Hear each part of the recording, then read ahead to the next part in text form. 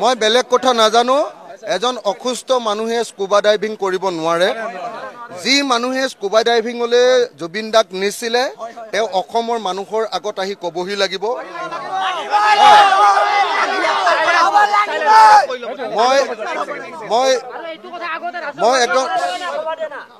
মই স্পষ্টকে কৈছো আমাক কোনো নৰ্থ ইষ্ট ফেষ্টিভেল আমাক সিংগাপুৰত পাতিব নালাগে সিংগাপুৰৰ মানুহ আহি নৰ্থ ইষ্টত ফেষ্টিভেল চাবলৈ আহিলে আহিব পাৰে কিন্তু আমাৰ জুবিন গাৰ্গক নৰ্থ ইষ্ট ফেষ্টিভেললৈ নি এনেকে আমাৰ পৰা বিদায় দিয়াটো আমি মানি ল'ব নোৱাৰো এই ঘটনাৰ CBI তদন্ত লাগিব মই জানো যে জুবিন গাৰ্গ 3 মাহৰ মূৰে মূৰে 4 মাহৰ মূৰে মূৰে হস্পিটেলাইজ হয় তেনেকুৱা এজন বেমাৰী মানুহ সাগৰলৈও যাব নোৱাৰে আৰু সাগৰলৈ যোৱাটো বাদেই দিয়ক স্কুবা ডাইভিং মানে আপোনালোকে জানেনে স্কুবা ডাইভিং কৰিবলৈ হ'লে প্ৰথমতে খত লিখি দিব লাগে দলিলত লিখি দিব লাগে যে মোৰ কিবা হ'লেও মোৰ কোনো দায় নাই হেটো দায়টো মোৰ নিজৰ মানে দায়টো কোনো পধ্যে যিজনে কৰাইছে তেওঁ নহয় আৰু তেওঁ মেডিকেলি সম্পূৰ্ণৰূপে ফিট বুলি লিখি দিব লাগে মেডিকেল সাৰ্টিফিকেট দি দিব লাগে যে এখন মোৰ কোনো বেমাৰ আজাৰ নাই আমি সকলোৱে জানো যে জুবিন দাৰ সিজাৰ আছিল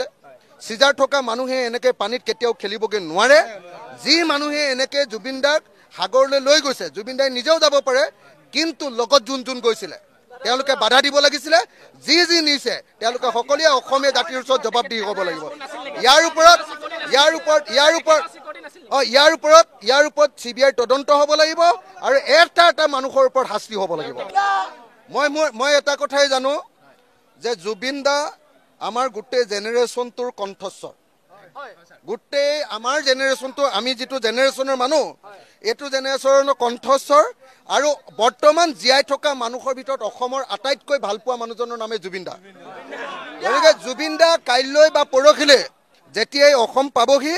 আমাক এনেকুৱা এটা ঠাই লাগে এনেকুৱা এটা জাগা লাগে যে অসমত কেতিয়াও এনেকুৱা মানুহ হোৱা নাই জুবিন দা যেতিয়াই পাবহি আমি অসমৰ আটাইতকৈ ডাঙৰ অনুষ্ঠানটো পাতিব খোজো সব অসমীয়া মানুহ ইয়ালৈ আহিব সব অসমীয়া আহি আমি জুবিন দাক সকলোৱে শ্ৰদ্ধা জনাম আৰু লগতে শ্ৰদ্ধা জনোৱাৰ লগতে এনেকে যেনেকে কেনেকে মৃত্যু হ'ল তাৰ তদন্ত লাগিব